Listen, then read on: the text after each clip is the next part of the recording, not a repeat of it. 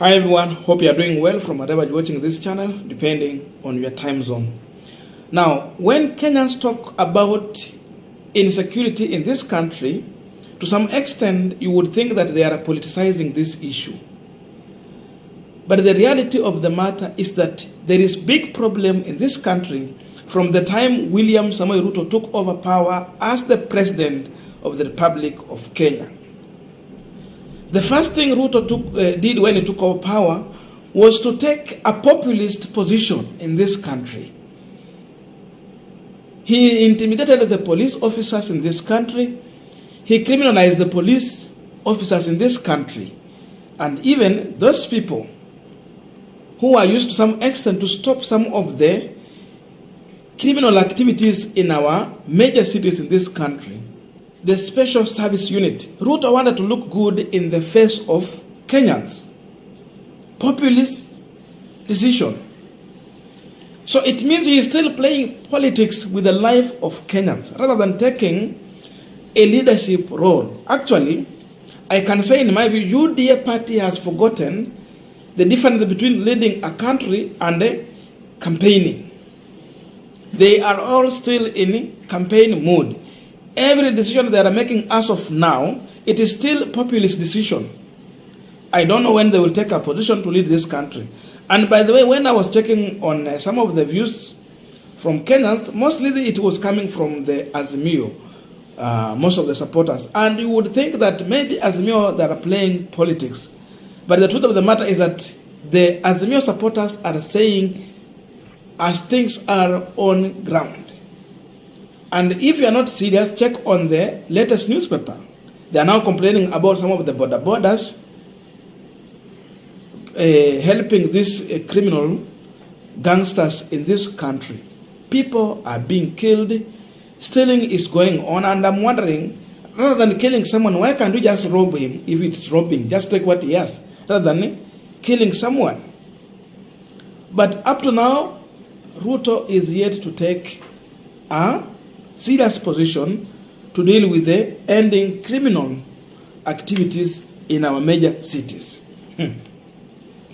And I wanted to listen to this video shortly, and then after this we will continue with this conversation. Yo ni aje wa Kenya kama kawa tunasema venye iko. Sasa niko na message ya wase watatu hapa. Niko na message ya deputy president, niko na message ya mayouth mtaani, na niko na message actually ya mapolisi. Tafadhalini sikizeni hapa. Youth man wamekuwa wezi sana, sasa hivi wanadunga watu visu mchana. Ya, ukiwa pale hivyo sijui koja global roundabout pale Kasarani Pango kumeharibika wasee. Yani Toyota ukitembea ukiwa solo inabidi ujiogope. Unaogopa tu, yani ukisikia tu mzee na ndudhi ama mabozo wawili ama watatu wanakutembelea wanatembea karibu na wewe, unasikia tu ni aje leta nini. Ukisubaki kidogo hivi ati huwezi toa phone, unapigwa ridhe ama unadungwa makisu hapo na phone yako inaenda. Sasa hivi wenye tunabonga hivi wase 65 people, these are breadwinners wako Kenyatta sasa hivi wananasiwa. Okay, now out of that 65, 17 gone. Hao ni breadwinners wamededi bana. So yes, extrajudicial killings si fiti, hiyo ni ukweli. Lakini ukisuppress DCI, usuppress mapolisi, usuppress kikosi gani ya nini ya usalama manzi. Sasa hawa 7 nimewasuppress hivi ama polisi, hawa singekuwa na run around, ma flying squad wangekuwa wamesha fly around, ama boys sasa wangekuwa nanuka huko mochari. Mmefanyaje? Mmedispandizi vitu. Sasa maboys wamejitawala man. Wanaua wase, wanajua hakuna kitu itafanywa. Na kama ndafanywa sindashikwa pale hivyo niende kwa chief, ama ndapelekwa kwa ile station fulani hapo kuna rogue officer, ndamjenga yake hata ndiye alinipatia hebu unde na nitatoka tu tena. So manze wase, who is paying the price? Who is paying the price? Kenyans are the ones paying the price bana. Na hii kitu manze na niuma, mimi nachukia sana wase. Yani we boy, sasa boy rende. Gang manze me lose your conduct bana. Now we are continuing with the panel discussion, but just a quick request for those who are watching and they are yet to subscribe, please consider subscribing so that another time, once we release a video like this one, you will always get notified. Again, to all our channel subscribers, and all top comment, those who have joined channel membership, those who are super chatting us on our premium, and everyone who's reaching out to us even through M-Pesa, thank you so much for your unconditional support. Again, I'm requesting you to give our video a thumbs up so that YouTube can recommend our videos to more viewers. back to our discussion. By the way, if you hear him speaking, you would think that maybe he's playing politics, the way I said. But the truth of the matter is that there is big problem in this country.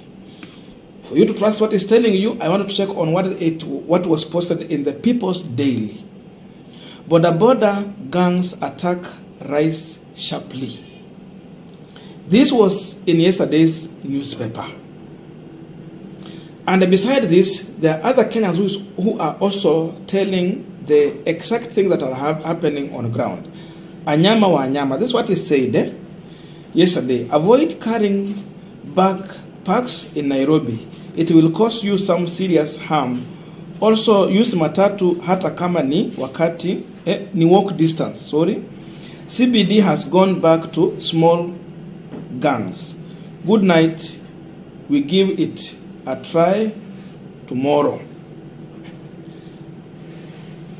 This is another person also, Robert Alai. And the way he put his message is like there is someone who was sending the message to him. Hello, Alai. There are a criminal operation in Kayole, Soweto to Njiru area. These criminals are using a Probox KAS 865J. They are terrorizing people left, right. They masquerade to be policemen. Yesterday, they came and collected a man from his mjengo as policeman. Bro, huyo jamaa labda amekufa. They hit with the hammer on top of his eye socket. This criminal work in terms. There is another group around Jacaranda. I am doing some underground investigation, and I'm having connection that they are a chain connected to a certain woman in Njiru and one policeman from some station in Kayole area. We will get them. Kenyans around those area, if you see the Probox KAS 865J, run for your life. This is the fourth person wamechapa hivyo. They always are police officers. Please notify the Kenyans, and also our security is lapsing since the new government came in. You can see that is a citizen telling a real story happening on the ground. Wahome Tuku. Nairobi is unsafe. The sacking of DCI George Kinoti and the disbanding of the SS unit have brought an elephant of lying back on the letting thugs having flies daily. And these are not the only stories we are having. Remember, there is another person in this country whom a certain company used to evict a Kenyan Indian from her own. In fact, this one is a widow, for your information, from her own home. Someone collect goons, and the goons went further to demolish a whole building worth 8 million Kenyan shillings. That's not small. So just look on how we have reached that level of lawlessness in this country. The same individual has appeared somewhere with the William Samoei Ruto, the President of the Republic of Kenya, in a photo during campaign. That time Ruto alikuwa anaishi kule Karen, the official residence of the Deputy President. That is the man. Then he came with goons. Even the police officers could not be able to stop the demolition of the house. Even some of the Nairobi MCS came to rescue, but the goons overwhelmed them. They could not do anything. That is the level of insecurity we have reached in this country. So tell me, where are we heading to? Why kill innocent Kenyans? Why insecurity in our country? And why did the president took a populist position in the name of stopping the issue of forceful disappearance in this country. We know the police had two sides. Of course, we have some people who suffered in the hands of police for doing nothing. But in the larger scale, the SS unit was helping to stop such kind of insecurity we are seeing as of late. It's like you are in Kenya, but you cannot safely walk on the street. Someone who wants to rob you, the first thing he does is to kill you. Even it has reached a level whereby even life has just become something, normal and simple and easy. No one cares about life. Life is sacred, I mean. But why make it just simple as that? You kill someone and rob the same individual. But William Ruto and Gachagua are yet to address these issues in this country. So where are we? Are we lost? Do we have the right person in the office? Is he addressing the problem in this country? Apart from Kenyans dying from hunger, we have other Kenyans dying because of lawlessness. Because someone is busy intimidating police officers in this country, instead of solving this issue. In fact, even there was no reason to make this issue public and populist in the name of solving the problem. I think they could have handled this issue privately, so that even it is not outside here to know that even police officers who have been solving this issue are being intimidated. So can we confirm or conclude and say that William Ruto is portraying a picture of a failed president? Because when he saw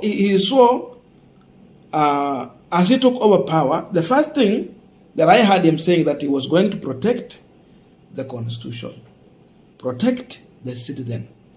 But then there is no protection here. Ni wewe tu na maisha yako. That is where we have reached. So are we on the right track? Do we have the right person in the office? Or do we have a man who is going to campaign throughout for the next 5 years, waiting for the next election? When will he take a well-informed decision? When will he sit down to take advice? And when will he secure this country and assure Kenyans of their security for the next 5 years? Those are the hard questions in the building today.